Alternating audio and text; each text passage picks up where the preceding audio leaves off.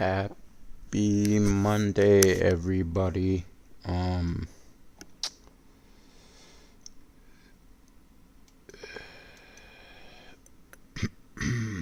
Just another day. Let's see here. Let's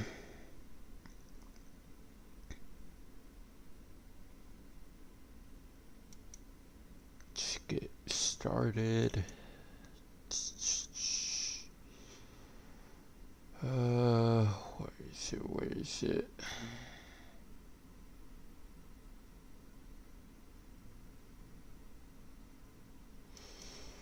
Alright, let's go to this video.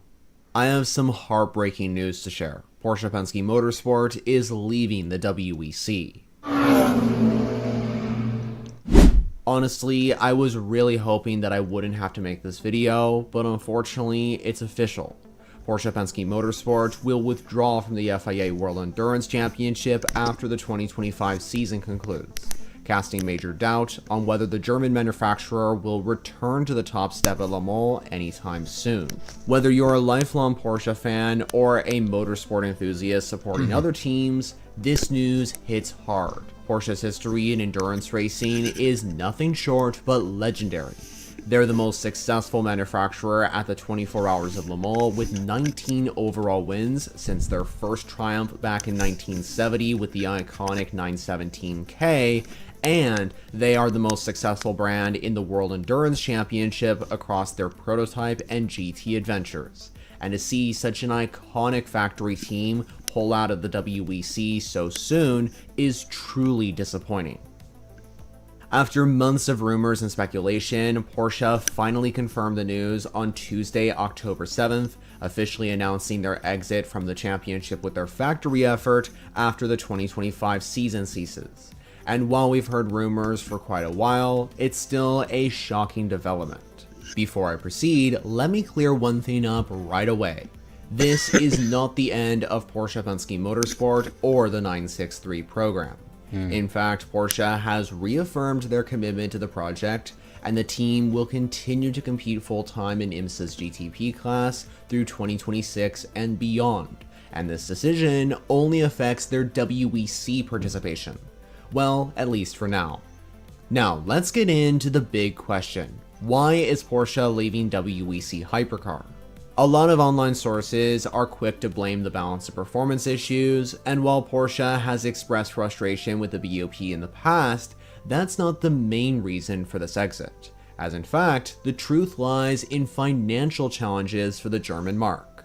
It's no secret that the Volkswagen Group has been struggling, and Porsche's EV sales have fallen significantly, especially over in China, partly due to the new US imposed tariffs. And this has put major strain on the company's global motorsport budget. Dr. Michael Steiner, who's Porsche's executive board member for research and development, has stated, "We very much regret that due to the current circumstances, we will not be continuing our involvement in the WEC after this season. Motorsport has always been of major importance for Porsche and is an essential part of the brand. Ultimately, running a global WEC program is far more expensive than competing in IMSA, and with Porsche's endurance focus now heavily centered on North America and the 24 Hours of Le Mans, this decision, while painful, does make some financial sense, although I have to admit that I want more answers.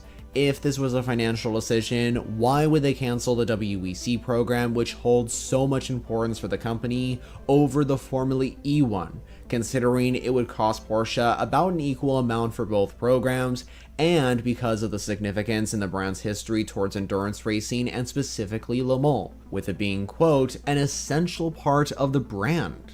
Outside of Le Mans, Porsche has already achieved just about everything possible in the World Endurance Championship. Last year, the number 6 Porsche 963 won the driver's title with Estra, Vanthoor, and Lauderer, And while Toyota claimed the Manufacturers' Championship last year, Porsche's LMP1 era dominance is undeniable, winning both drivers and manufacturers titles 3 years straight from 2015 to 2017 with the 919 hybrid program. Still, with Porsche pulling the plug, this marks the third Volkswagen Group withdrawal from the hypercar era. First, it was Audi who cancelled their LMDH project before it even hit the track in 2022 to focus on Formula 1, then Lamborghini, who left after 1 season in the WEC due to the 2-car mandate rule for their SC63 program, and now Porsche Penske Motorsport. But let me be clear in saying that Porsche Penske Motorsport could return to the WEC in the near future, with Porsche Motorsport boss Thomas Laudenbach already hinting that a return to the WEC isn't off the table, and the Stuttgart-based company could come back with a full factory effort in the future, just not in 2026. So, with the factory squad leaving for the full season, the attention now switches to what Proton Competition will do. Proton currently runs the green and white number 99 Porsche in the WEC hypercar class, which is driven by Neil Jani, Nico Pino, and Nico Veroni. And with Porsche Penske exiting, Proton could potentially expand to a 2-car operation to meet the WEC's 2-car hypercar requirement, which was introduced for the 2025 season. In fact, they already have a second 963 chassis, which is currently competing in the IMSA season in 2025, which is this number 5 Mustang sampling car, which is currently on screen. So moving that car over to the WEC is definitely a possibility. If Proton ends up running 2 cars, it would allow Porsche to maintain representation in the top class of world endurance competition, even without a factory effort. And this scenario could be vital for Porsche's long-term goals, with their ambitions of winning Le Mans overall once more. Speaking of that event, with Porsche Penske Motorsport temporarily exiting the WEC, the question now is, what about Le Mans? Winning the 24 Hours of Le Mans has always been Porsche's ultimate target. They already conquered Daytona and Sebring in IMSA with the 963, but they are still looking for that elusive 20th overall victory. And Roger Penske is still adamant on winning this prestigious event, as in fact, Le Mans remains the last big race that the captain hasn't won yet. Well, what if I told you that Porsche Penske Motorsport could still race a Le Mans in 2026?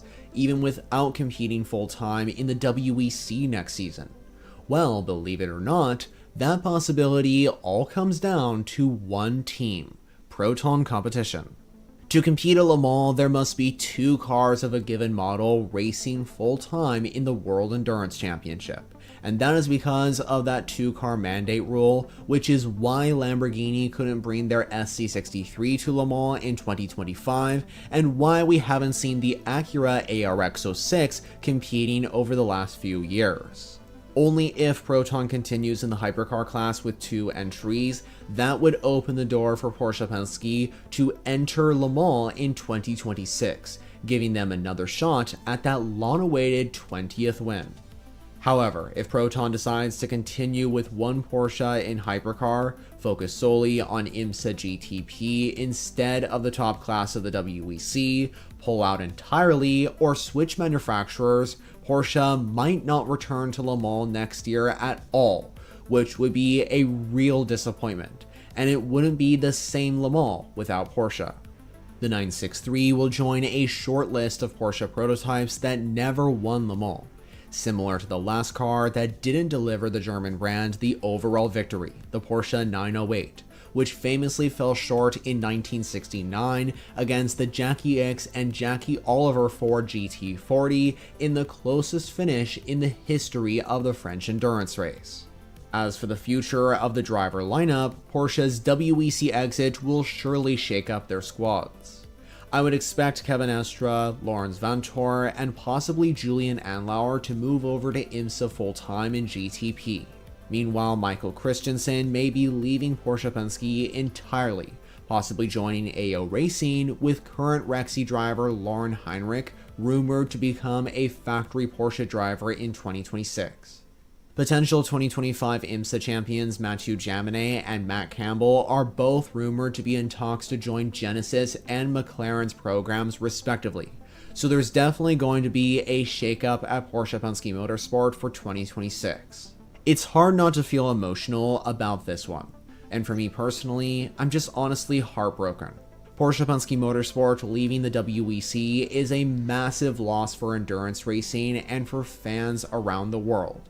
And their final WEC appearance for now will be the 8 Hours of Bahrain, where Estra and Vanthoor could clinch a second consecutive driver's title in the number 6 Porsche.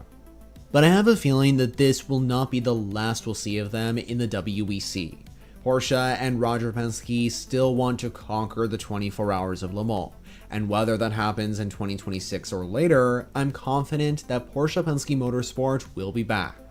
At least we'll keep seeing Porsche Penske compete in IMSA as they aim to secure their third straight GTP title in 2026.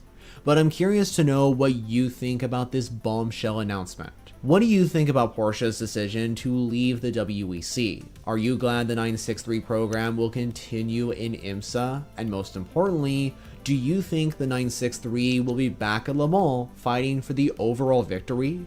Well, be sure to let me know all your thoughts in the comments below.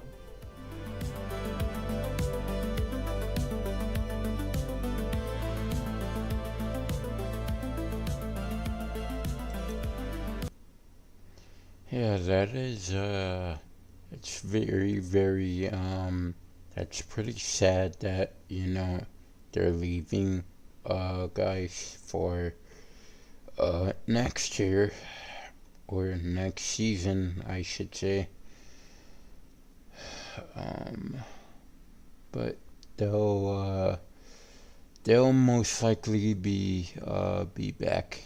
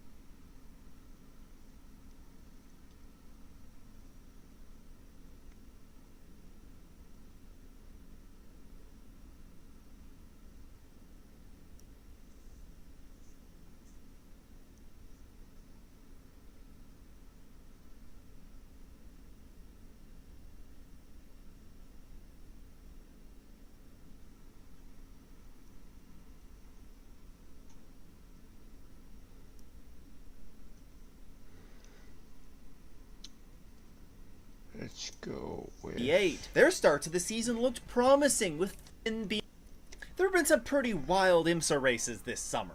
From dealing with downpours at Watkins Glen to the chaos of Road America. But it hasn't just been what we've seen on track that's grabbing the headlines. July and August saw some of the biggest news stories of the season break, and there's a lot to catch up on. This is all of the IMSA news that you need to know from this summer.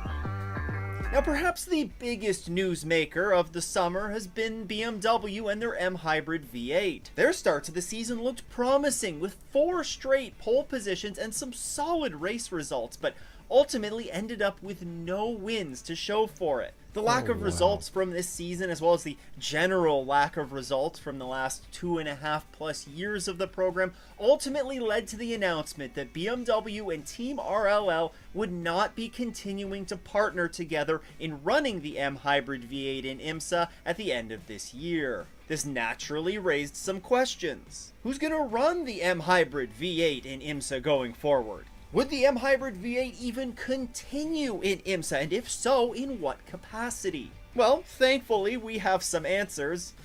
Sort of. On the team side, it's all but confirmed at this point that WRT will take over the M Hybrid V8 in IMSA. The team currently runs the 2-car WEC program and has recently been spotted with job postings for WRT positions here stateside. And that's in addition to them opening up their US headquarters in Kannapolis, North Carolina recently. So yes, while it's not formally confirmed yet. It is expected that the announcement will be made very shortly that WRT will be running those BMW M Hybrid V8s in IMSA come next year. Asia, listen up. This ball represents a cashback card that charges annual fees. What you gonna do about it? Get out of here, annual fees. That's what you're supposed to do. Yeah. Cash back like a pro with Chase Freedom Unlimited. How do you cash back? Cole, he's my miracle child. So how does your miracle child get cancer? Now, something that has been recently confirmed is BMW's commitment to the GTP class in IMSA. And not just in a part-time capacity, this is in a full-time capacity. The manufacturer put to bed some doubt about their future IMSA involvement by confirming that they would be participating in the full season championship going forward, and not just the Endurance Cup rounds as had been rumored. Now, I really wasn't kidding when I said that BMW was one of the big newsmakers from the story, because they also confirmed some Evo Joker upgrades that are coming. Now, the LMDH rule set allows for a few of these Joker updates to be done to the car over the course of its life. And these Joker upgrades are just, generally speaking, developments and improvements to the car. BMW will be using one of those Jokers on an updated front nose. The new nose will feature a smaller kidney grille that the car has become very well known for, and will start running the updates at next year's Rolex 24, along with a new splitter and some updated headlights. A staple of the IMSA grid in recent years, Korthoff Competition has withdrawn their Mercedes AMG GT3 Evo from the remainder of the 2025 IMSA season. Initially scheduled to take part in the full season championship with drivers Seth Lucas and Kenton Cook, the team withdrew from the grid following the 6 hours of the Glen, where they finished on the podium. There's been very little put out there about the reason for the team's withdrawal, apart from a few social media posts, one of which was driver Kenton Cook's. And the future of the team, and whether we might ever see them on the IMSA grid again, is definitely in doubt. One thing that's not in doubt, though, is that former driver Kenton Cook has certainly landed on his feet quite nicely. He picked up a ride with Triarsi Competizione, where in the first 3 races with the team, he has a 7th place, a 1st place, and a 2nd place finish. Some solid results for your new team. Now, since joining the IMSA grid in 2021, Korthoff Competition has run under different names at various points in multiple seasons, and they racked up a single win at VIR, which came in 2024, and they have been successful in the championship standings, finishing 3rd in the GTD point standings twice. From a team departing the grid to a team joining the grid, Random Vandals have confirmed their intentions to join the GTD Pro grid in 2026. The team, who are based out of North Carolina, currently compete in the GT World Challenge America Series in the Pro class. But they do have some experience in IMSA, and they have previously competed in a part-time basis in the Michelin Pilot Challenge Series in the GS class. Team principal Paul Sparta told Sportscar 365 that the intention is to bring the Pro program to WeatherTech for GTD Pro. Our intention is to go to GTD Pro as the primary effort. They also did leave the door open for a potential second entry in IMSA, whether that be on a part-time basis with the Michelin Endurance Cup rounds, or even just a very limited basis with one-off races like the Rolex 24. The team would very likely continue to run BMW equipment in GTD Pro, which would bring the BMW M4 GT3 Evo count to 3 cars. The new M4 GT3 Evo has picked up 2 wins so far this year, with each of the 2 Paul Miller Racing GTD Pro cars grabbing a win each. Now, if you like episodes like these, then you might enjoy the S's newsletter. In addition to the pre-race storyline videos that I make ahead of every IMSA race, I also send out a bonus storyline to look out for to S's newsletter subscribers. You can check that out and subscribe for free at offtheS's.com or by clicking the first link in the description. The much anticipated track debut for the Genesis GMR 001 took place recently in what's been a very productive summer for the brand. First, the Korean manufacturer did the first fire-up of the 3.2-liter twin-turbo V8 engine back in July. They followed that up with the first shakedown for the car in early August, and recently at the end of August completed their first full test. In that test, which took place at Paul Ricard, the car completed over 500 laps, which equates to about 2,900 kilometers or 1,800 miles. By all counts, this test was a success, and while this test may have focused more on the powertrain software side of things, there was a lot of confidence coming out of the test that they're going to be able to shift towards more performance testing soon. Driver Pipo Derani, who was also involved in the development of another LMDH car, the Cadillac V-Series R, had this to say. It's always an unknown when you jump into a new car. You have high expectations, but with the GMR 001, we have a good base to start working from. This was the first in what's planned to be a very extensive testing schedule throughout the remainder of the year,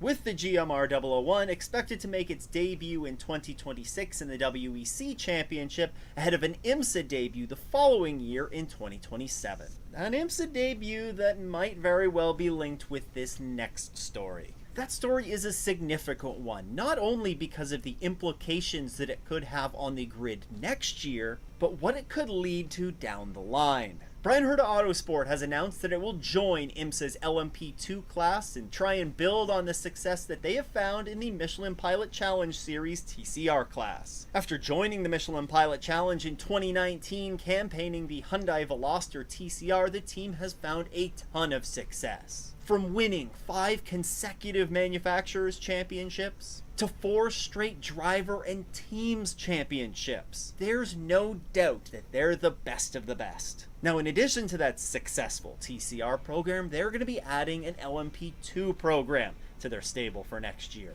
The program is going to be also done in collaboration with PR1 Matheson Motorsport, who are a pretty darn successful LMP2 program in their own right. They took the LMP2 class championship in 2024 in a very similar relationship to what this will be with Inter-Europol competition. So yeah, this is a pretty darn good choice to get your LMP2 program off the ground. Now, very few details about this program have been released yet. No drivers have been confirmed, and that's expected to come in the coming weeks and months. But the announcement of this program is an interesting one, and it certainly raises questions about whether this could be part of a larger future expansion for the team. Now, this is all speculation, but there are a number of things that point to Bryan Herta Autosport potentially being linked as potential favorites to field the Genesis GMR 001 in IMSA come 2027. For starters, Bryan Herta Autosport has an excellent relationship with Hyundai, who are the parent company of Genesis. They've been building that relationship up since 2018 with that aforementioned TCR program. You can also point to the process that Genesis is taking in building up their WEC program and see parallels here. Of course, they're fielding that LMP2 car in the European Le Mans Series to help build up a team and a crew to run in the World Endurance Championship the following year. Bryan Herta Autosport is building up an LMP2 program for next year now. And recently, there's been another interesting development with driver Logan Sargent. The former F1 driver had been linked to Genesis earlier this year to compete in that LMP2 effort that they were putting together, but later withdrew to pursue other interests. He recently said that just earlier this year, it wasn't a good time for him. He didn't feel ready to jump back into a car. But now he's been announced to be joining PR1 Matheson for the final 2 races of the 2025 season. Now, I know you've been paying attention, but I think I should just confirm PR1 Matheson Motorsports that Sargent is going to be racing for is going to be partnering up with Bryan Herta Autosport next year for that LMP2 effort. I think you know where I'm going with this. This is all to say that this Bryan Herta Autosport LMP2 entry sure draws a lot of parallels to the Genesis LMP2 program that they're building up ahead of their WEC debut. I think it's going to be worthwhile keeping a very close eye on here in the coming months to see if there's any other big announcements for Bryan Herta Autosport. Now, I love to give some attention to IMSA's support series, and this was a pretty big one in IMSA's Michelin Pilot Challenge. Here, the Victor Gonzalez Racing Team, or VGRT, who runs multiple TCR entries, have switched to Cupra machinery. In doing so, they become the second team to switch to Cupra after Goo Racing has been running the Cupra for this IMSA season. The team, which had previously been aligned with Hyundai, will see that relationship come to a close, and in doing so, it means that the former VGRT run number 18 Elantra has switched teams and is now run out of the Bryan Herta Autosport camp as a result of this manufacturer change. Man, a lot of news in this one has been tying back to Bryan Herta Autosport. Now, this switch has not yet brought any real success for VGRT. The first 2 races that they've run with the Cupra have been a bit of a struggle. There's been a number of incidents that they've been involved in. This ultimately led to 14th and 15th place finishes. But ultimately, from a competition perspective, it's always great to see some more manufacturer diversity on the grid, and hopefully we'll see some more manufacturer diversity continue to develop in the Michelin Pilot Challenge, especially in that TCR class. Now, while the Michelin Pilot Challenge is seeing a manufacturer expanding their presence, in the WeatherTech Championship, we've officially lost a GTP manufacturer. Lamborghini have confirmed this summer that they're putting the SC63 program on pause to focus on other motorsports activities like the upcoming launch of the Temerario GTD and Super Trofeo cars. The SC63, for the most part, has struggled in IMSA, picking up a best finish of 7th since its debut at the 12 Hours of Sebring in 2024. It hasn't just struggled on the track, though, it's also struggled off of it. The manufacturer parted ways with Iron Lynx last year, and it left the program in limbo ahead of the 2025 season.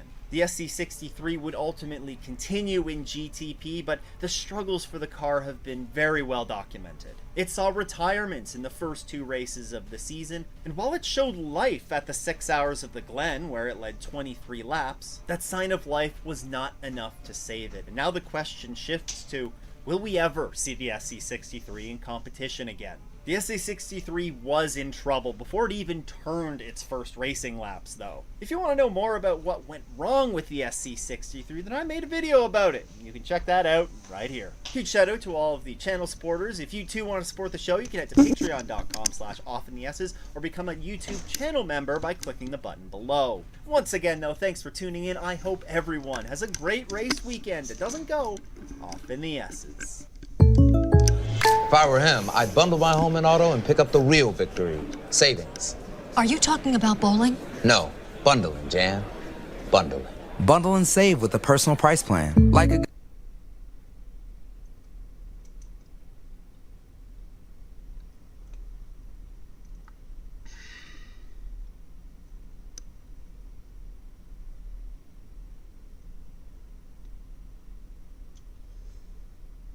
Okay, let's see.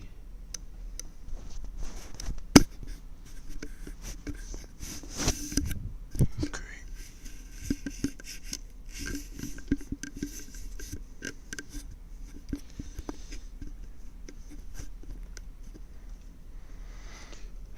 Let's see.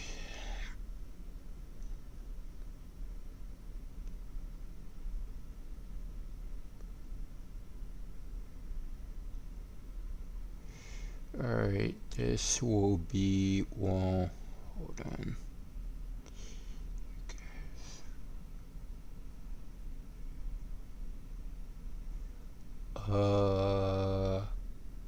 Yeah, I'm cover 2 more videos and then that will be it for today. It's been a crazy weekend so far here in Indy. The Michelin Pilot Challenge race that we had this afternoon was a wild one with penalties, strategy, and tire dag all playing out in a big way. Now I'll talk about that in the weekend recap, but what I'm here to talk about today is the WeatherTech Championship and what we've seen play out so far this weekend. And with weather potentially playing a big factor in tomorrow's race, the WeatherTech Championship race could be even more wild.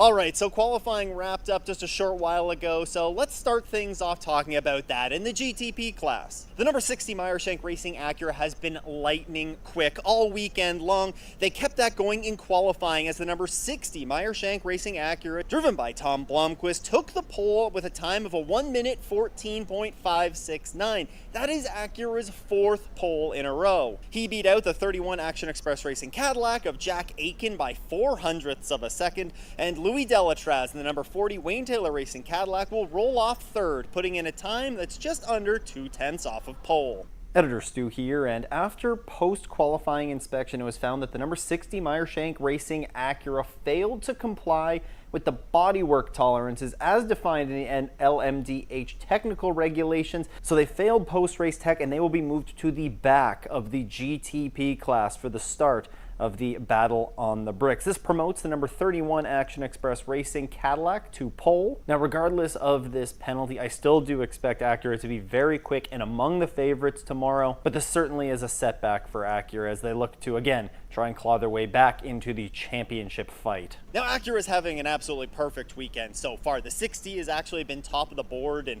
both of the practice sessions as well as today's qualifying. And the 93 has been quick too. They were 2nd in the first practice and 3rd in the second practice. So, you know what? They have pace as well. Both of the Acuras look to be the front runners come race day on Sunday. Now, in the lead up to this race, I did talk about BMW and how they needed to have a great weekend in order to claw their way into the championship fight. Well, Acura's kind of in the same boat. Heading into this weekend, they were 211 points back, the 93 being 211 points back. So they're really looking like they need to pull off a win this weekend if they want to claw their way into that championship fight. So far, like I said, Acura's looking pretty darn good this weekend, and the number 93, who's their best horse in that fight, is going to be rolling off the grid in 6th on Sunday. Next, I want to talk about Aston Martin, and the best way that I think I could describe Aston Martin's weekend so far in the Valkyrie is... Got a bike? Then it's ready to Zwift. Just grab a Zwift Ready trainer with Zwift Cog. It's ready for everyone, even this guy. Zwift Ready trainers with Zwift Cog. Ready to ride and ready to Zwift.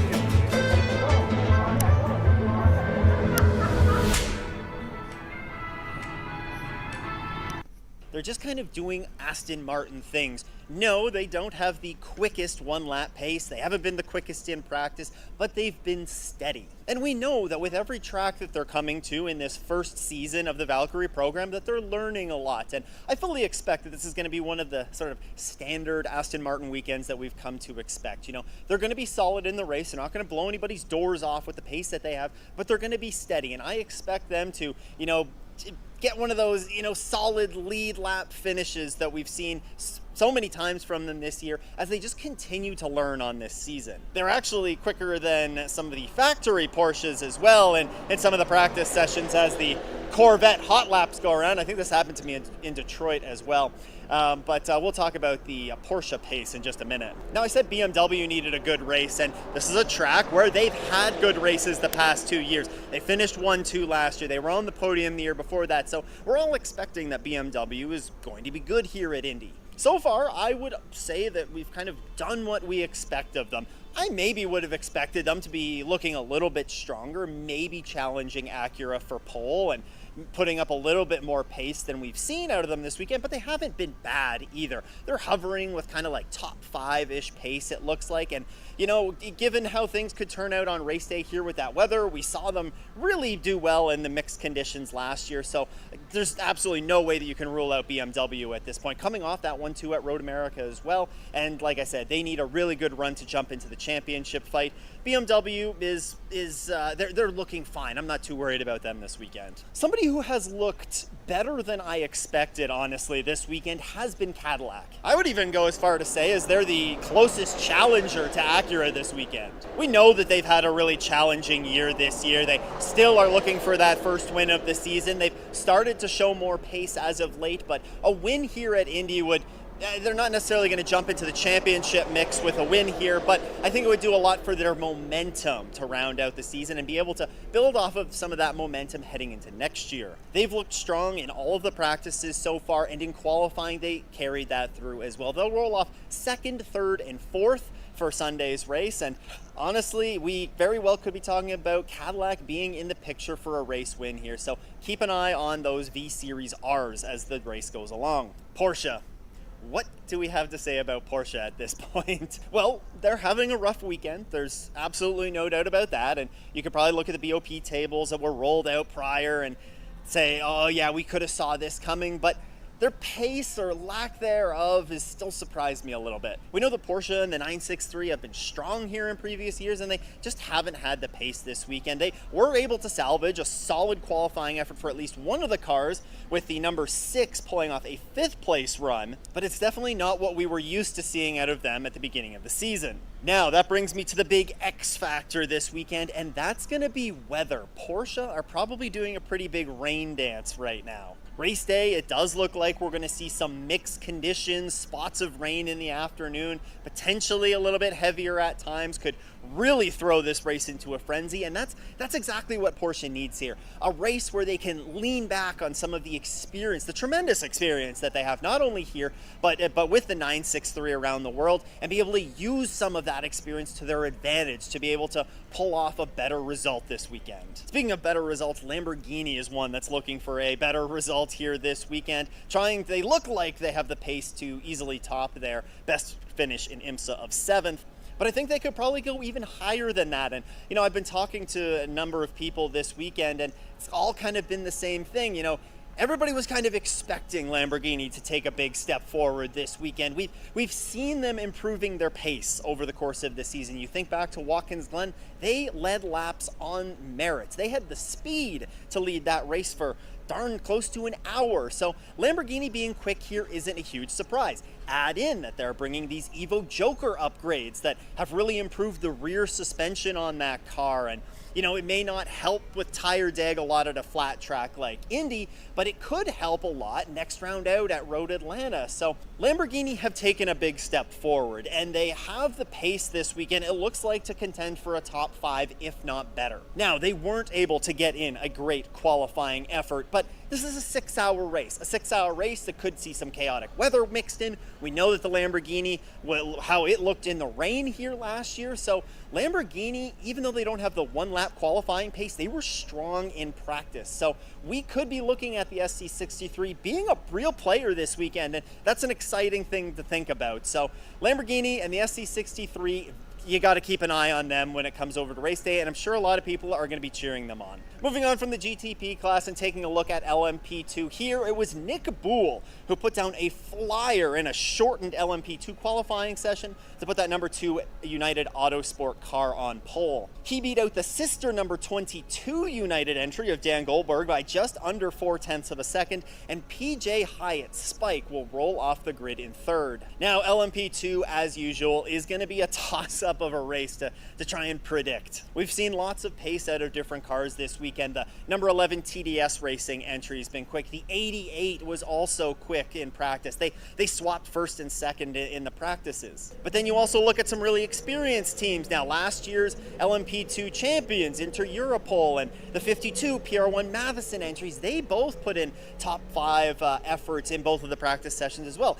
Again, they didn't have the best qualifying efforts, but that's 1-lap pace. I think that LMP2, as always, is going to be a complete toss-up tomorrow, and it should feature some really fun racing to watch that gets decided in the final hour of the race. In GTD Pro is the number 48 Paul Miller Racing BMW, driven by Dan Harper, that took the pole. He beat out the 65 Ford Multimatic Mustang of Chris Meese by just under 0.2 of a second. And then rolling off 3rd will be the 75 Express Racing Mercedes. Editor Stu here again, and the 75 GTD Pro entry, the 75 Express Mercedes, has been moved to the back of the GTD Pro class for tomorrow's race start, as during post-qualifying tech, the car was found to have a ground clearance less than the minimum allowed in GTD Pro. So the 75 moves to the back of the GTD Pro class. A surprising development here in the GTD Pro class, the 81 Dragon Speed, who is fastest in both of the practice sessions so far this weekend,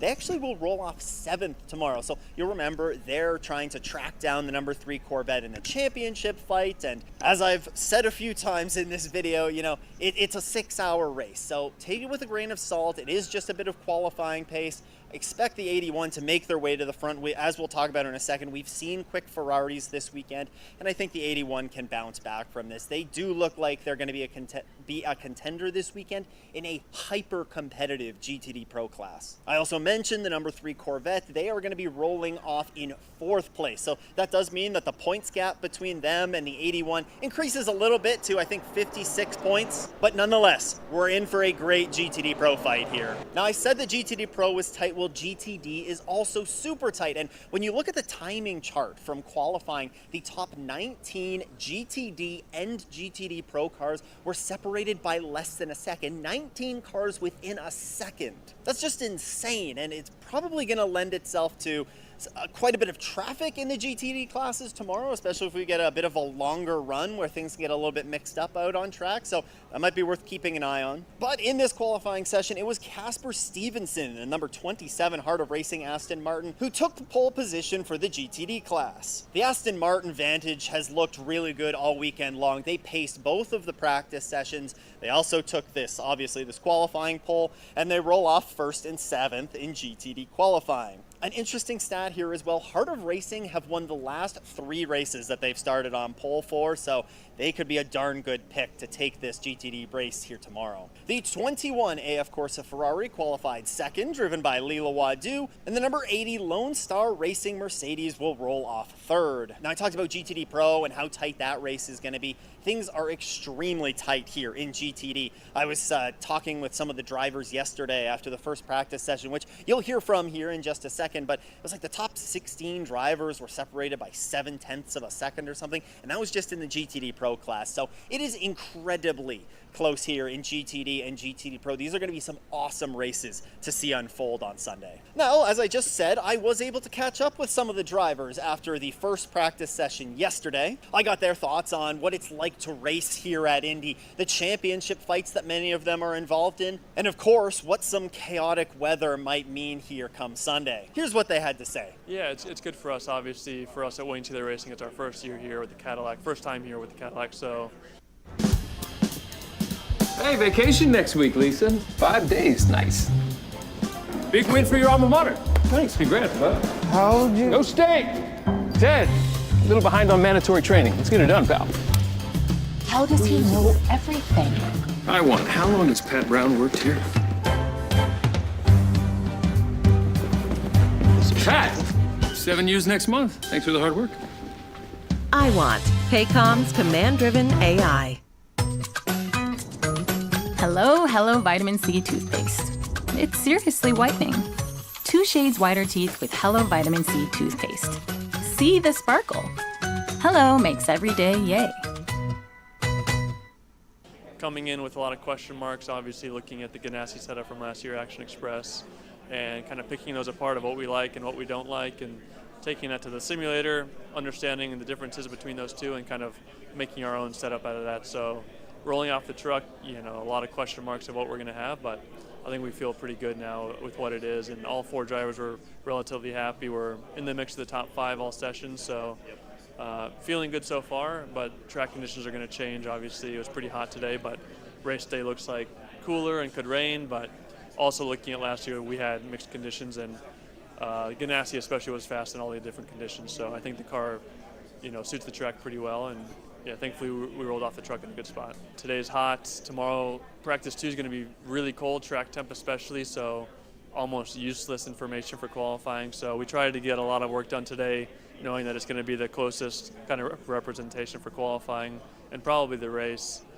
So yeah, the race could be a whole different animal, obviously with weather coming in and having no real practice in the wet conditions to kind of understand the strengths and weaknesses of the car, and if you want to make a car that's a little bit maybe stronger in the wet versus dry, or vice versa. So those are things that thankfully I just give my feedback and my opinion, and the engineers have to make those tough decisions. And these days there's a lot of science and stuff behind those decisions of, tire temps, correlations, stiffness of the car, and how it interacts with tires.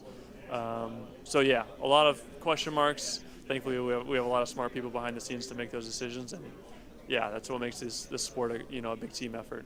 Yeah, it was sad to miss out on Road America because that meant the end of our championship, basically, of our championship defense. But yeah, I'm glad to be back. I did 2 races already since then in Europe, and I feel like it never happened. Yeah, obviously it's a very short track, only 80 seconds, so it's always tight. It's a difficult track to read in FP because you have so much traffic that you need to take the fastest laps you cannot be sure of the pace of the others, but we look really competitive.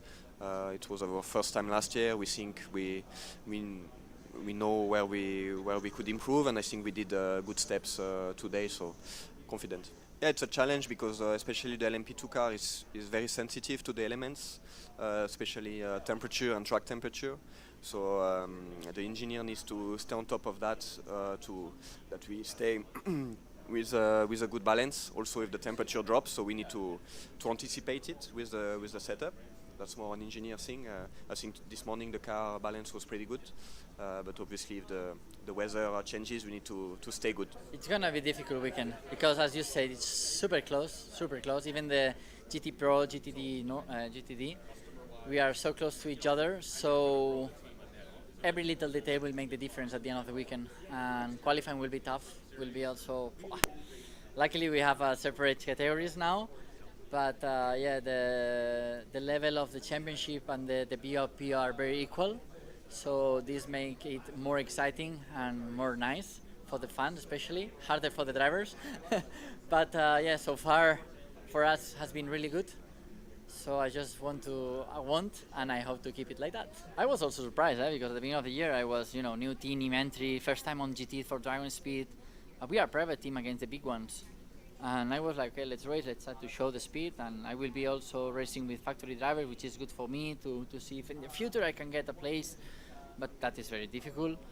But at the end, step by step, the key of the year, the key of my team has been all the learn from the mistake we did during the year, no?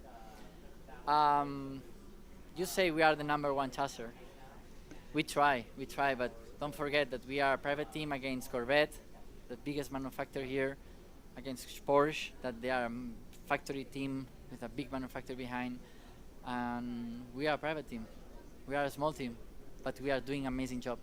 So I'm super proud of these guys, and I'm trying to give them what they deserve, the maximum, and the maximum will be to win. Indy has been by far the most emotional track of my career. I lost 3 championships in a row here in 2022 and 2023, all out of items from all because of things outside of our control. 2022, getting taken out by competitors who were not competing for the championship or even in class in both GT America and GT4 America with SRO. GT World Challenge, we lost the Pro-Am Championship because of a fueling issue and tire puncture, just completely random. So this place brought me a lot of pain before it brought me a lot of pleasure. But I'm really happy that I got to change my relationship with the track into one of despair, into one of happiness and good times. Because it's such a historic place, and I really love driving this track. It races absolutely great. I like to call it a racer's playground because there's not a lot of aero corners, so there's not a lot of aero wash, which makes the racing really tight and really close, which is always super fun. And it's just such an incredible track. Well, the biggest challenges from a team perspective in terms of rain is how much rain is there going to be. Are we going to have part rain, part dry? Is it going to be all wet? Is it going to be all dry? Because setting the car up to be the fastest it can be in the rain is a totally different thing than setting it up to be fastest it can be in the dry. It washes away a lot of the rubber that gets laid down on track from all the dry running and practice sessions. It seems like it'll be dry up until the race.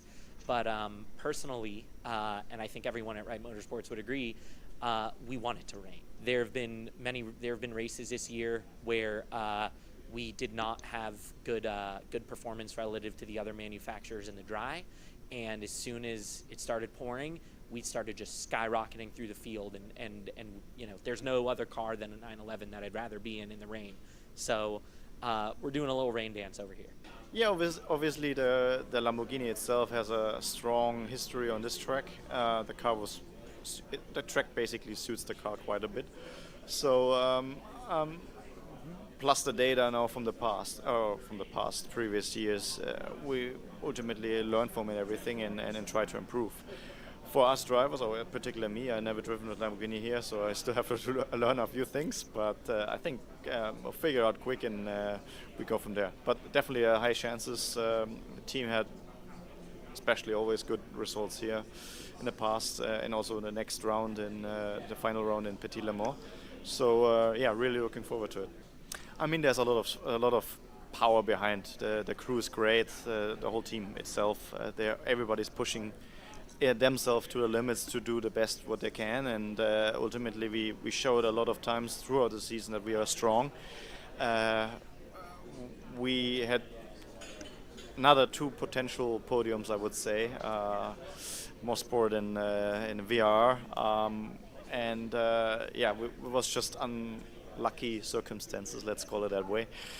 But we showed we are there, and I think we showed a right trend, especially after the last half of the season, that is going the right direction with everybody from us, and the team is like pushing 100% to finally be in the middle of the podium and celebrate together. If there's some sprinkles and some rain on Sunday, then I would take it, because it sometimes makes some of a difference. But I mean, obviously there's also a lot of luck to it as well, but I like those difficult circumstances and conditions on track, and yeah, I mean, last year we had a similar situation, I would say, and I think that's quite cool, and you can make a bit of a difference as a driver too. Yeah, the year's flown by, unfortunately. Felt like I was at Daytona and Sebring not long ago, but that's life. But it's gone pretty well, and we're in a good spot. Could have been maybe a better spot, but everyone probably thinks that. And yeah, if we can finish the year strongly, and wherever we'll end up with that, we'll be happy with. Hopefully that's high. Yeah, it was very close, but we were definitely in the mix. I think we were 1.5 tenths off the P1 time, and you know, we weren't going for a super quick lap. So yeah, I think they've got the BOP very tight this weekend, which is good, and it should make for a nice race. That's it. The only thing left on the schedule for the weekend is the 6-hour-long TireRack.com battle on the bricks, and I'll be back tomorrow evening with a video recapping what we saw in that race. But in the meantime, I have a video previewing everything you need to know ahead of this weekend's race, and you can check it out right here. As always, a huge shout out to all of the channel supporters. If you too want to support the show, you can head to patreon.com/offtheyeses, or become a YouTube channel member by clicking the button below. Once again though, thanks for tuning in. I hope everyone has a great race weekend and doesn't go off in the S's. The Murdochs have a history of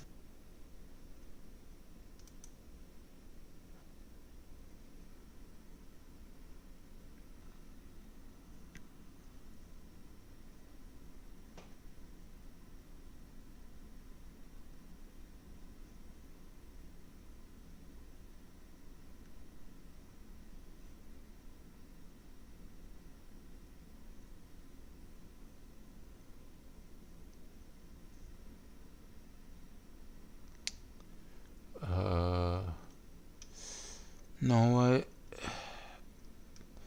That does it for today's episode. Let me just, yeah, I'm gonna wrap it up here.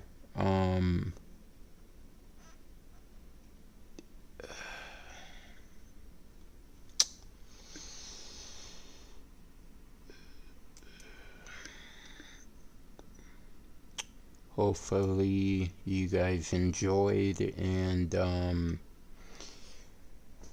like I said, you know, I'm gonna wrap it up, and hopefully you guys had a great Monday, and you know, I will be back tomorrow, so